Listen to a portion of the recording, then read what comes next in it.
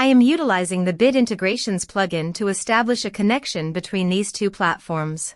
Let's go to Bit Integration Dashboard. Now click Create Integration. Now search and select Trigger, which is Kadence Blocks form. Select a form. Click Next. Search and select FluentCRM for action.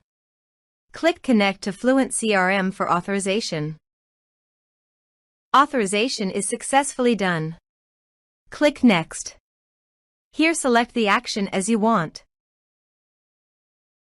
Choose the tag and which tags you want to associate with the user. Map the email field and click Next.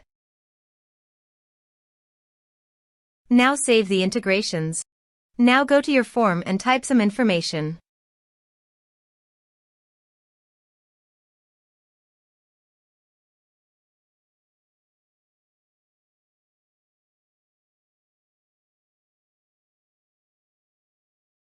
And submit the form.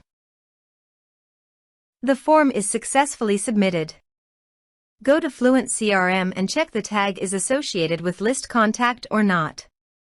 You see the tag is associated with a list of contact. Thanks for watching.